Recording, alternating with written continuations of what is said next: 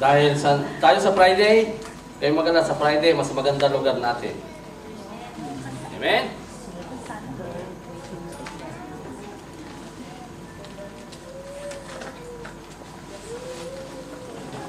Kaya lang, mag-pray kayo. Amen ba? Wala pang final. Simpleng announcement muna, wala pang final, pero tulad ng sabi ko, ang final na desisyon niyan ay nasa Panginoon. Amen ba? Amen. Baka naman tinuturuan lang tayo huwag mag-alala. Kanina ko pa hindi may sunto ah.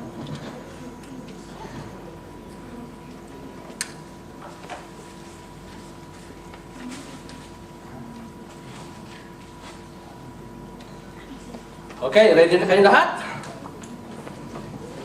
Nandun pa tayo sa last Friday of February at sakop pa tayo ng mga month of hearts.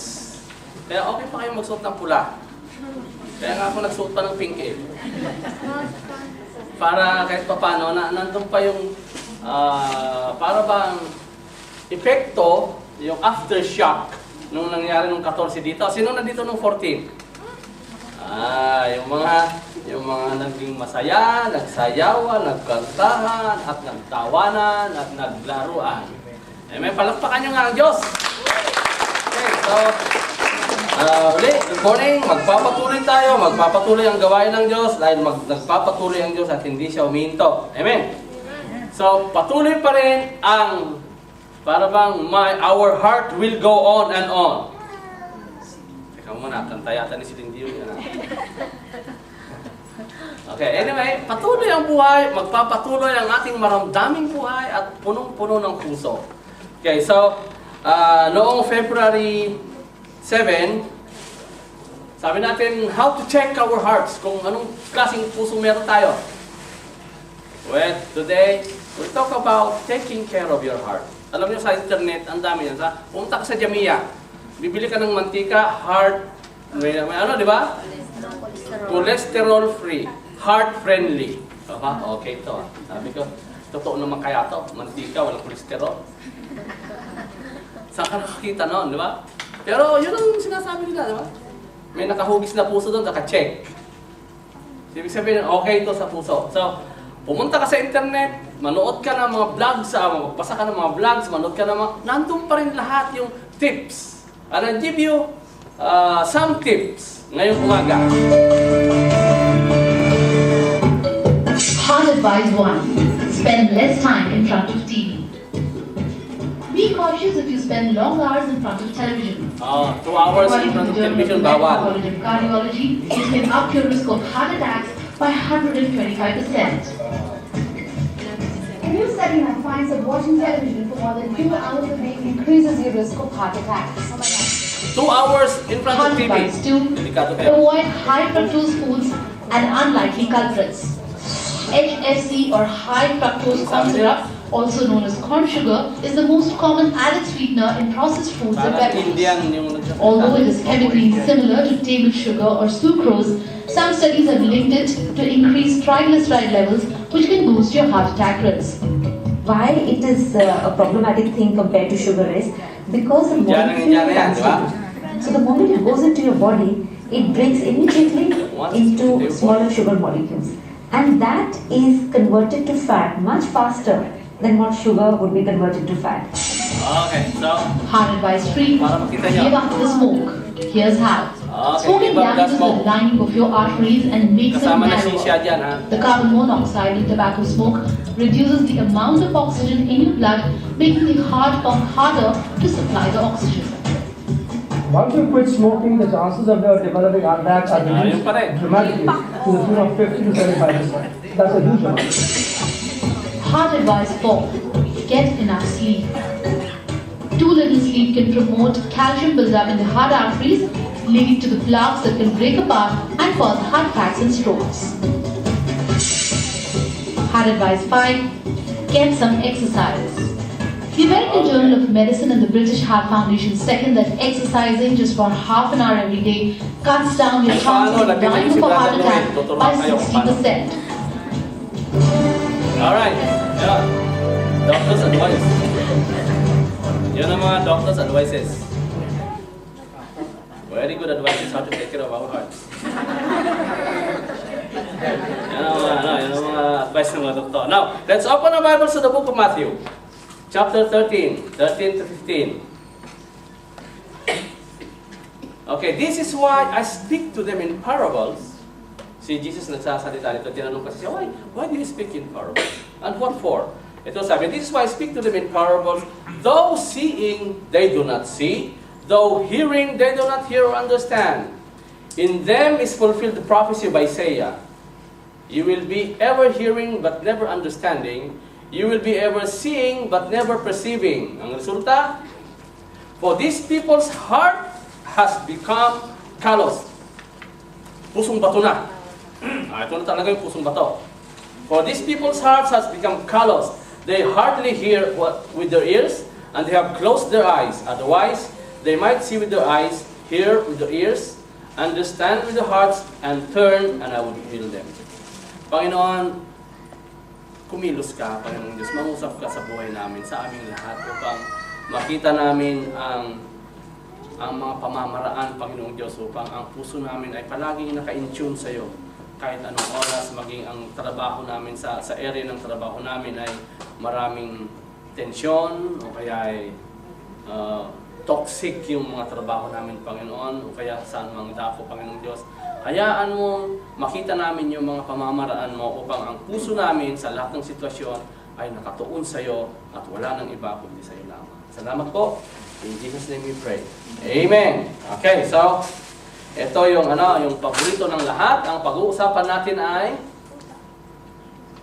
be careful with your heart. Hindi ito kay Maya. My heart yon. Okay, now, let's talk about be careful with our hearts. Or with your heart. So we'll be talking about the essentials in taking good care of our hearts. Katulad ng advice na narinig natin sa video kanina. Don't do this, and do this. Diba? Sabi niya, kailangan iwasan mo itong pagkain ng ganito, mag-exercise ka, iwasan mo yan, ganito gawin mo, ganyan. Para ang puso mo ay malakas. O kaya maging laging malusog, o kaya healthy and strong. And dagdagan natin para maging young at heart palagi, kahit ikaw ay hindi na young. Okay, so kasi akala natin yung mga young lang sa puso ay yung mga young lang sa mukha. Hindi, pwede lahat yung kahit ano na. Kahit ubos na lahat ang mga ngipin mo, pwede ba yung young at heart? Diba? Wala namang kinalaman yan sa biological age. Now, heart is heart because katulad ng sino nandito ng 7? What do we say about heart? Yung cardia. Now, the Greek word is cardia. Babalikan natin yan. Biologically, ito yung puso. Now, the meaning of heart in the Webster Dictionary is that it is it is an organ na nagpapump ng dugo. But generally, ang puso ay the center of emotional, intellectual, and moral activity of a person. Dito, nabubuo ang lahat ng iyong mga kaisipan, ang lahat ng iyong damdamin, dito ang lahat ng mga uri ng bagay na nakikita sa'yo. Dito lahat sa puso mo. So, whether it is in here, tingnan natin, biology says, eto ang puso natin. Ganyan lang, yan, a very healthy heart, makikita mo, walang sebo, walang taba. Okay, so, puso yan ng slim na tao. Namin. Tumawa. Maraming hindi nag-agree.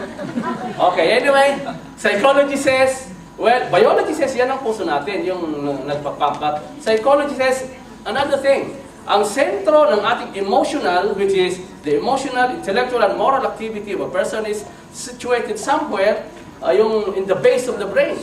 So, psychologically, ang puso ay hindi yan. Hindi yan naka-store ang lahat. But because your heart is where the memory and the biggest IC, yung operating system ng iyong buhay, ayun.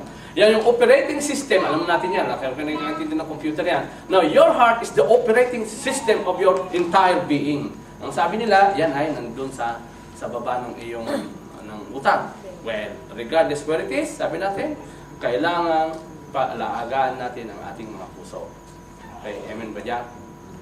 Diba sabi natin nung nakaraan, may mga pusong broken hearts. Diba? Meron mga blessed hearts, pero may mga burning hearts, yung mga passionate people. So, now, how do we take care? Paano natin aalagaan ngayon yung ating mga puso? Physically, alam natin yan. Manood kayo, mag-internet kayo, makikita niyo yung mga advices ng mga doktor, kung paano alagaan. But spiritually and emotionally, paano mo aalagaan niya? Hindi ba napapansin niyo? Para bang yung puso minsan mabilis. Lalo pag may nakikita ka. O naaalala ka, di ba? Mabilis yung pintig ng puso mo. Minsan naman mabagal dahil wala kang maalala, wala kang makita. Para bang ang buhay ay mihinto. Now, let's take a look at that. The question is, what are your ways? Ano yung pamamaraan mo para alagaan mo ang iyong puso? Sige nga. Balikan natin yan. Paano may naalagaan yung puso mo yan? Binabalikan mo ba yung mga nakaraang mga pictures? At sasabihin, ay, mabuti pa noon. At least, luwag ng loob, di ba? Tapos, pag may picture hindi maganda, ilagay sa loob ng pouch. Oops, hindi ko makita yan. Nakaka-disturbo sa puso yan. Yan ay tinik sa puso yan. So, ilagay natin, tago natin. Now, how do you take? What are your ways? Ano yung pamamaraan ninyo? O, nagbababad na lang kayo sa inyong internet o gano'n. Para at least naman hindi gumaling-galing naman ang konti yung puso. At mahimas-masan naman ang inyong bugbog sarado ng damdamin. Di ba? Ganon tayo minsan. Kapag ang dami nating naras bugbog sarado na wala na, hindi na makakulapay, I need a break. Yan. Gusto kong makarefresh. So, kalimutan mo na ang lahat. At ikaw ay nakikita mo sa rin pa, may naglalakad ka na walang patutunguhan. Bye-bye mo na mula Old Souk papunta doon sa Olympia. Alam niyo, Olympia na yun? Yung Olympia building na yun, malaki. At pabalik. Natingnan mo lahat ang benta doon sa Alganim, sa Eureka, doon sa Albibo. Ayan. Yung doon, sa dulo. Wala pa rin. Kasi wala ka namang plan. Para lang maubos yung oras. So, what are your ways? Yung ba yun? O, ikaw ay nandun na lang sa bahay, nagmukmok, kumot ang dala mo, nandun na lang, at saka tuwalya. Kasi baka mabasa yung unan mo. Ganun lang tayo minsan. Now, what are your ways? Now, my friends, eto tinatay. Things that are hardly noticed, yung mga hindi gaanong napapansin ng mga bagay, ito yung malaki ang epekto sa ating puso. Well, alam niyo ba yun? Na, things that are sometimes unnoticed, ito yung malalakas ang impact, malaki ang epekto at apekto sa ating puso. Now, see? They seriously affect or they greatly affect our hearts. Ito yung mga sometimes we don't really notice them. Parang hindi sila importante, pero ito yung mga talagang bumubuo ng mga bagay kung anong uring puso meron ka ngayon. Wow. O, tamo? Agree siya. Sabi niya, amen yun. Palakpakan niyo. Okay. Agree, di ba? Ito ngayon, sisimulan natin ha. Things that, yung mga unnoticed talaga, these are the things that really affect our hearts. So, first, be careful what you hear. Yung mga bagay na naririnig mo, yan nakaka-apekto sa puso mo yan. Oops! Amen ba tayo dyan? Diba? Be careful what you hear because your heart ay nakakonekta dun sa yung tenga. Dahil kung ano yung mga naririnig mo, diretso yan sa isip mo, napaprocess yan, yung puso mo, bilis na ang tintig niya. Okay? So, be careful what you hear because, ito sabi ni Jesus, pahan nyo na sa blue, you will be ever hearing but never understanding. Sabi niya, nakikinig nga kayo pero yung nakikinig niya trash, you will never understand. For these people's heart has become callous, tumigas na, they hardly hear, kasi nga, closed na yung kanilang mga tenga, hindi nila marinig, kaya wala nang remedyo. So, ang puso natin ay apektado ng ating mga naririnig. Okay. So, naniniwala ba kayo doon? Kapag may tumawag sa'yo ba minsan, hindi pa tapos parang gusto mong ibato yung cellphone mo. Naalala mo mahal at hindi pa bayad. Hindi pa pulipid kaya, huwag muna. Kung 33 tan lang yun, pasok na yun. Naipatubo na. Diba? Ganon tayo sa ating mga naririnig. Kapag ka may sinabi sa yung close friend mo, kakontra doon sa hindi mo ka-close friend, medyo papanting yung pandinig mo. Tapos tumatay yung balahibo mo at sasabihin, bakit ganon siya? See? We are all affected by the things that we hear, and those are all going and embedded into your hearts. Doon sila napoproseso. So, totoo ba yun sa inyo? Your heart. Ay, puso mo na apektuhan ng naririnig mo. Ito mo yan. Your heart can be affected by information. Kapag ka nakarinig ka ng mga information, ng mga kaalaman, yung bang may nalaman ka, teka, nagbabago yung pintig ng puso mo. Di ba? Kapag ka maganda, siyempre, natutuwa.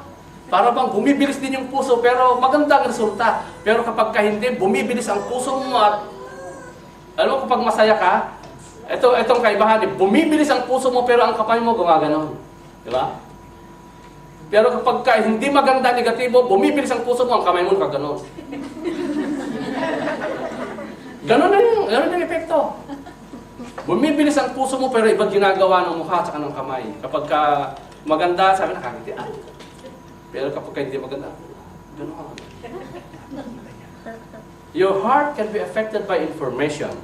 Because when you listen to the voice without, kapag nakikinig ka palagi doon sa boses sa labas mo, at pinaprocess mo lahat na hindi mo pinag-aaralang mabuti, hindi magiging maganda yung iba at maapektuhan ng iyong puso.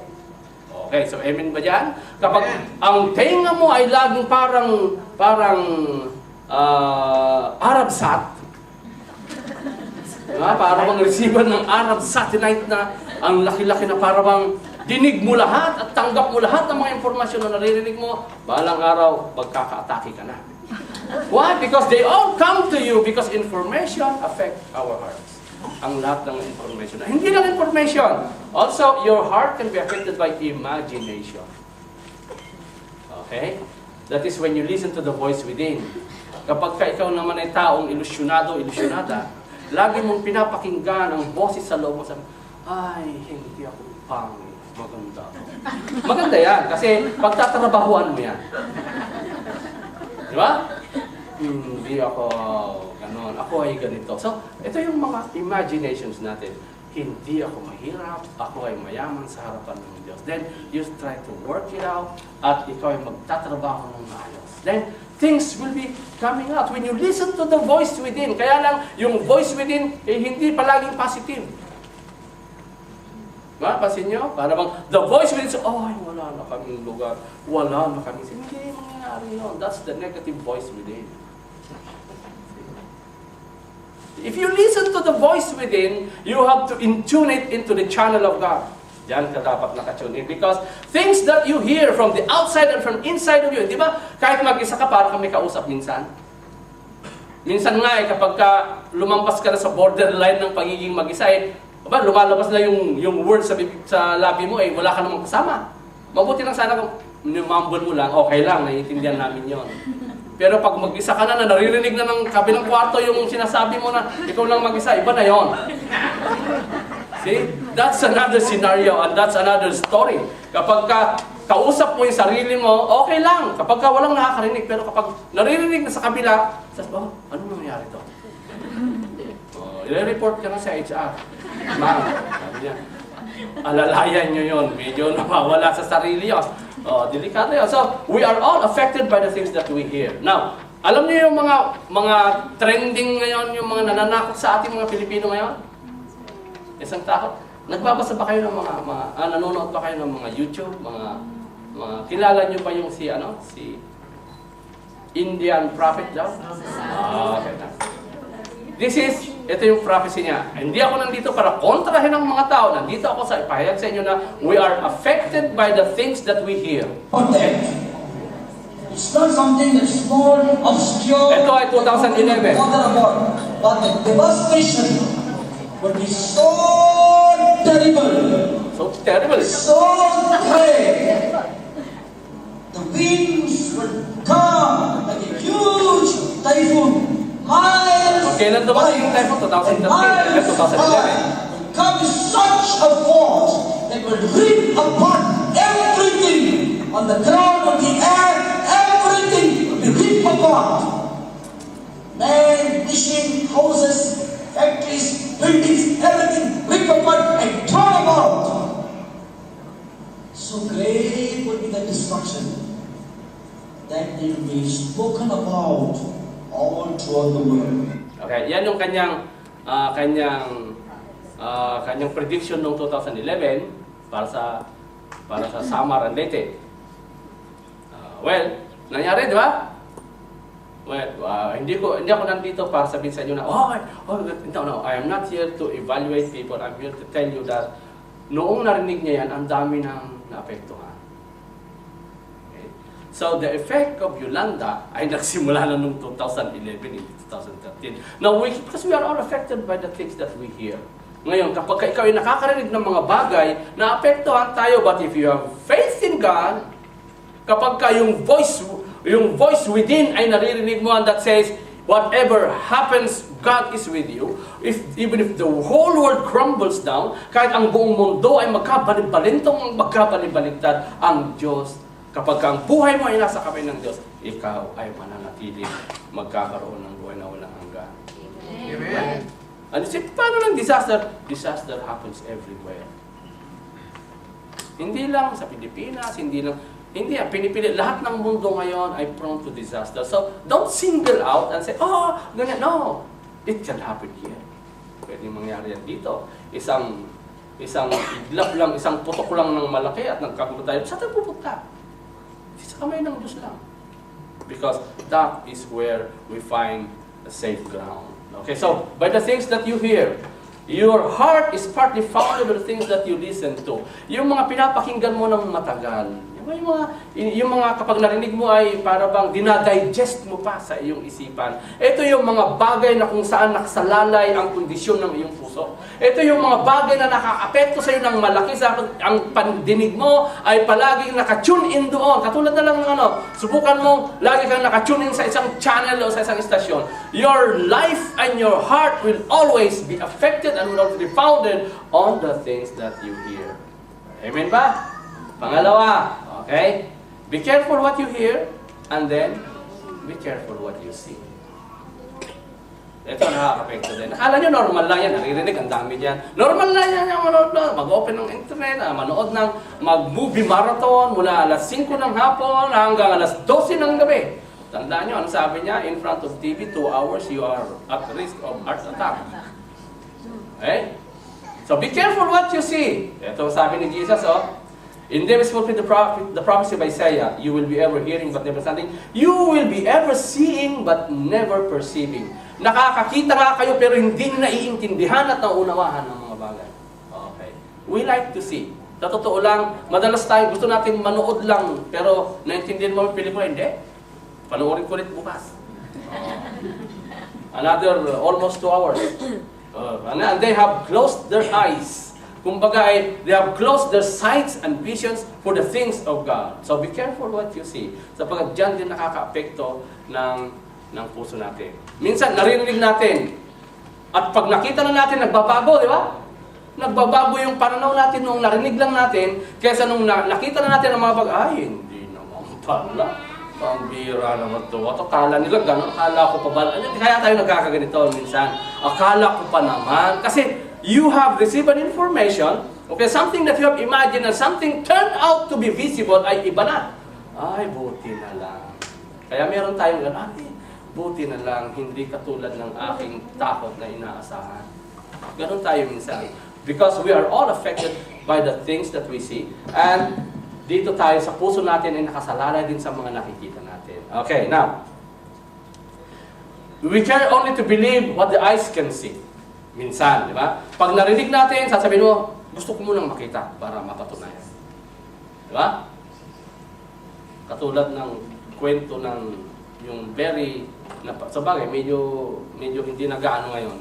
Konti na yung napupost sa Facebook wall ko sa mga kwentong yun. Ni Bong, ni Cedric, ni Denise. Tapos nagkasamot-samot sa rin na, sabi ko, paano ko kaya i-delete tong mga to?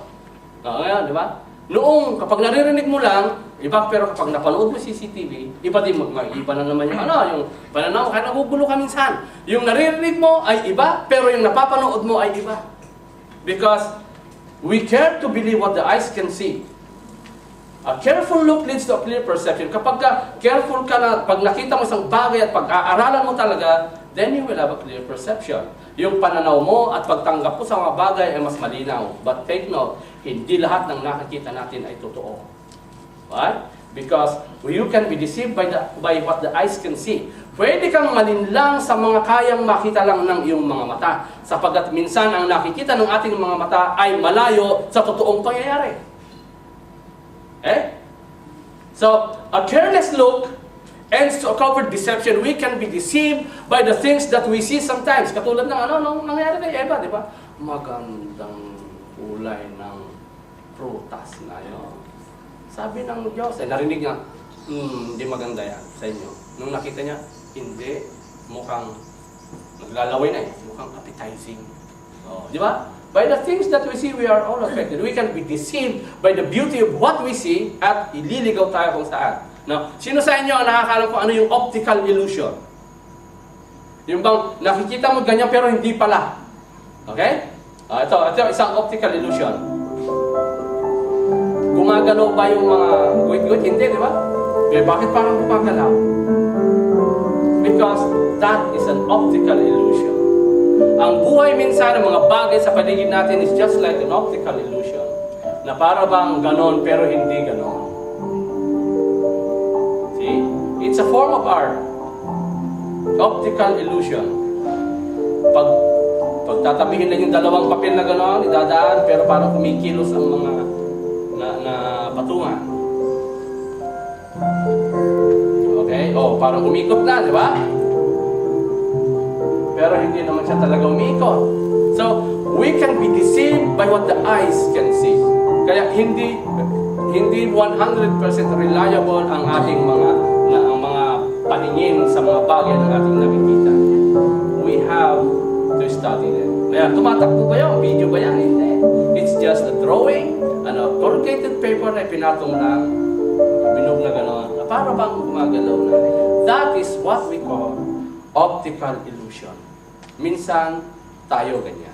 Humaharap tayo sa mga optical illusion. Ay, kala ko'y maganda. Kaya nga, ang daming, di ba? Ang daming nadadaya sa kanyang paningin. Ang ganda-ganda niya nung una. Yung pala. Di ba? Nadaya ka sa kagwapuhan niya, sa kagandahan niya, ganyan, sa kanyang pangiti-ngiti, ganyan. Pero nung lumao na, wala na. Kalbaryo na. Ang hinaharap mo. Kasi nga, nadaya ka ng iyong paningin. Ganun lang ang buhay. See? Because your heart is partly fostered, nai-improve yan by the things that we focus on. Kung saan ka nakafocus palagi, doon ang magde-develop ng iyong puso. Kapag kamhan mo ang isang tao tapos lagi mong tinitingnan yung picture, lalo kang na-obsessed. Pero yung iba naman, habang tinitingnan, lalong nagsasawa. Hindi yung pagmamahal nyo. Amen? Okay, your heart is partly fostered by the things that you focus on. Now, be careful what you hear and be careful what you see. And the last, be careful what you say. Yung mga sinasabi nyo, ingatan ninyo. Okay? Amen. Kasi lahat ng sinasabi nyo ay papalik at pupormahin ang kondisyon ng puso. Okay? Now, Paul says, do not let any unwholesome talk come out of your mouth, but only what is helpful for building others up according to the needs that may benefit those who listen. Now, eto na ngayon. Be careful on what you say and speak. Yung mga salitang sinasabi ninyo. Why? Because first, akala natin yung magsalita, okay lang naman yan kaya pag-ingatan mo lang. Minsan, to express self, may resort to inner peace. Kapag punong-puno ka na ng mga tensyon, kailangan sabihin mo yan, sigaw mo yan. Di ba? Kaya kapag sinigaw mo na yung galit mo, ay, naibsan na, at least mapayapa na, nailabas mo na. Kaya, para bang yung buntis ng bata na kapag nailabas na, okay na. Ganda din tayo minsan. We express ourselves because that is a way of releasing tensions inside of us. Diyan tayo nare-release sa mga tensyon natin kapag nailabas na natin at nasabi na natin ang ating mga saloobin. Pero tandaan mo, sa akala mo na-release ka na, baka bumalik yan lalong grabe. Diba? Kapag hindi mo iningatan, if you're not careful on the things that you say and speak, you may find peace temporarily, a short-term peace kapag nailabas mo na lahat ng sama ng loob mo, pero baka naman hindi maganda pagkakasabi mo, babalik yan. Because it could be that to express yourself might result to outer war. Yung linabas mo na sinasabi mo ay mag-create ng gera sa iyong paligid. Eh? Why? Because it is a way sometimes to express ourselves is a way of retrieving the tensions from outside of us. Yan, bumabalik, kinukuha ulit natin yung tension kasi nga sa mga sinasabi natin, bumabalik ang mga bagay na nagbibigay sa atin ng problema.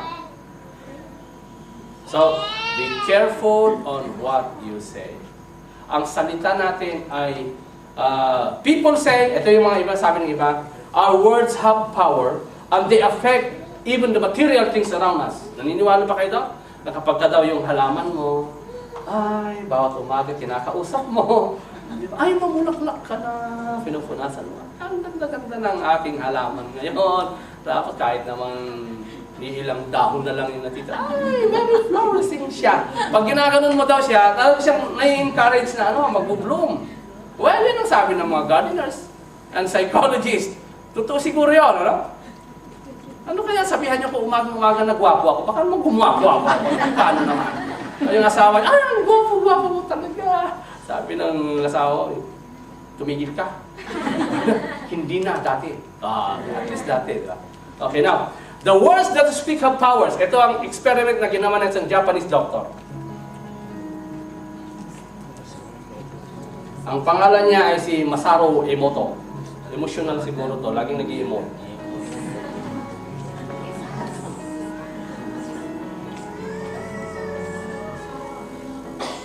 Okay, ito ginawa niya. Sa kanin. Dr. Emoto has conducted another interesting experiment. He placed rice into 3 glass beakers and covered it with water. And then every day for a month, he said, "Thank you" to one beaker, "You're an idiot" to the second,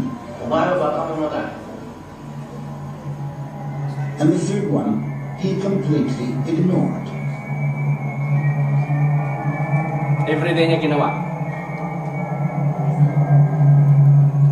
After 1 month, the rice that had been thanked began to ferment, giving off a strong, pleasant aroma. The rice in the second beaker turned Sinasabihin, black, pinagagalitan niya araw-araw. Naging itim. and the rice that was ignored began to rot. Nabulok na yung pinabayaan. Dr. Emoto thinks that this experiment provides an important lesson. Now, what can you say about that experiment? Yung pinasasalamatan niya bawat umaga na kanin na binagyan niya ng tubig ay naging na-ferment na para bang naging nagkaroon. Para bang yung rice wine nila. Yung pinagagalitan niya araw-araw ay nangitim. At yung hindi niya pinapansin ay nabulok. Okay. What? Ba't ganon? Well, it's an experiment. It's true. Nangyari yan. So, I was thinking, ganon talaga yun. So, how if you say to your roommates every morning, ay, naku, ang bait-bait mo talaga. Things will affect by the things that we say. Diyan tayo nagkakaroon kasi sa mga sinasabi natin. Words have power, but you have to arrange them. Katulad ng mga bagay na hindi porke yung salita mo ay maganda, tama, itama mo ang pamamaraan ng pagkakasabi sapagkat you may be changing your world by the words that you say. Pwede mong baguhin ang mundo sa paligid mo sa pamamagitan ng iyong sinasabi sa iyong mga paligid. Look at this, blind man, okay? Ito ay isang bulag. See the power of words kapag ito'y naisaayos.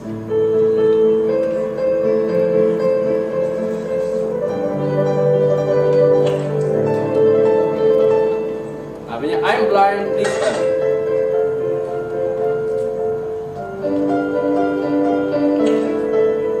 Konti lang ang tumutulong sa kanya.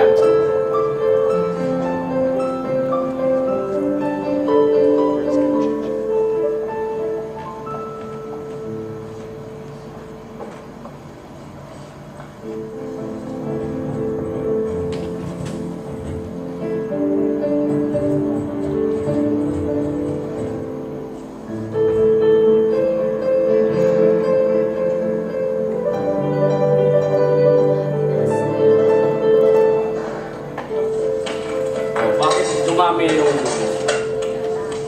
dahil kayong sinulat ng babae. So, words that are carefully arranged change everything. Oh, what did you do to the saying? I wrote the same, but different words. I wrote the same, but different words. Sa kanina, I'm blind, please help. Ngayon, ito yung sinulat ng babae. It's a beautiful day, and I can see it. Diba? It's just common na nabasa niya ng iba. I'm blind, please help. Marami yan. Pero pag sinabi niya nung umanting sa damdamin ng mga tao, today's a beautiful day, I can see it. Then dumami yung mga tumulong sa kanya. Why? Because words affect our world. Naapektuhan ang buong mundo sa paligid mo, doon sa mga salitang sinasabi mo, at sa mga salitang binubuo natin at nilalabas natin sa ating okay. Condition of your heart. So natin yan. Your heart is partly figured by the things that you speak of. Yung mga bagay na lagi mong sinasabi, it will come to pass. Kapag ka dinideclare mo, oh, ito, kapatid ko ito, magiging professional to. Kahit nakikita mo, hindi, maka-encourage din yan. Your heart is partly figured by the things that you speak of. Now, how about your heart? Take care of your heart. Be careful with your heart. Huwag laging be careful with my heart kasi ang pinapanood niyo. You have to be very careful about your heart. And the best thing is, are you thoughtful on what you hear? Yung bang naririnig mo ay pinag-iisipan mo ba? Kapag ka may narinig ka ba, inisip mo ba, totoo kaya yun? Totoo kaya yung sinabi ng tao yun yung sinabi nito? Baka naman galit lang siya doon, kaya sinabi nito para maging magkaroon siya ng kakampi kontra doon. You have to think about what you hear. Dapat pinag-iisipan natin yan. Because, sabi natin, your heart is partly founded on the things that you listen to. And, pangalawa, are you watchful on what you see? Sige, nood kayo ng nood ng TV, ng teleserye, ng paman. But, are you watchful? Nagkakaroon na ba kayo ng ano? Baka naman apektado pati yung damdamin ninyo na pati yung kontrabida ay galit na kayo. Katulad ng mga matatanda, ng mga lola kapag nanonood ng sine. Kapag dala-dala niya yung leading lady ng bida tapos nadapa sila. Sabi ng ate ko, iwanan mo na kasi yan! Natatala yung emosyon. Iwanan mo na kasi yan. Bakit sila kahiyos pa yan? Iwanan mo, tumakbo na. Gumaganon sila yung mga tanda. Why? They are so carried away by the things that they see. Natatawa kayo dahil ganyan din kayo. Kapag nanonood kayo ng mga teleserye, talagang pag may hawak na damit, napupunit. Ay, napunit na. Yung pala tinatahi niya kanina. Diba? We are so affected. Are you watchful about that? Pinapabayaan mo bang apektuhan ka ng mga bagay na nakikita mo? Your heart is partly fostered by the things that you focus on. Kasi kapag ka hinahayaan mo ng mga bagay na napapanood na hindi naman totoo, ay nakaka-apekto sa'yo, nasisira lang ang puso mo. Napapagod yung puso mo na nagkakaroon ka ng tensyon doon na hindi naman sana, ano naman pakialam mo doon sa drama? Manood ka lang, pero huwag mong ilagay doon sa puso mo para bang kasama ka doon sa istorya. Di ba ganun tayo minsan, pag kami yung manood ko, tissue. Oo, tissue. Tumutulo na rin eh. Hanap ka ng tissue. Dapat may nagsabi niya, bakit na-bless ka ba? See, are you watchful on what you see? Yung mga pinakikita niyo ba at pinapanood niyo, naging maingat ba kayo? And then, are you tactful sa lahat ng mga sinasabi mo? Because your heart is partly figured by the things that you speak of. Diyan, anong sabi ng Panginoon? But the mouth speaks came from the heart. Ano yung kondisyon ng puso mo? All comes out from your heart. Pwede mong pikehin yan, yung laman ng puso mo, panandalian lang. Pero kapag mayroong pangyayari, lalabas ang totoong laman niya. Kapag minainis ka na. So, they are all figured by the things they speak. Be careful with your heart. This is the last Friday of February, month of hearts. So, now you know what kind of heart condition you have, but now you know how to take care of your heart. Hindi lang yung exercise, well, that's your biological. I'm talking about the the processor of your entire humanity. Ito yung nagpo-proseso ng lahat ng yun, yung kaisipan mo, yung damdamin mo, yung mga plano mo sa buhay, your personality, and everything that is in you are all processed in that heart. And that is what I'm talking about today. Be careful with that. Be careful with your heart. Tayong natin tumayo, tayong nalangin. Panginoon, salamat po sa araw na ito. Salamat po sa mensahe, Panginoon. It's the last Friday and last Friday po namin dito, but thank you na alam namin, Panginoong Diyos, sa araw na ito narinig namin kung paano namin aalagaan ang aming mga puso upang ang aming mga puso ay laging nakafocus sa iyo, nakatuon sa iyo. Salamat po. Sa iyo po ang kapurihan. In Jesus' mighty name we pray. Amen. Amen. Amen. Pwede tayo makaupo.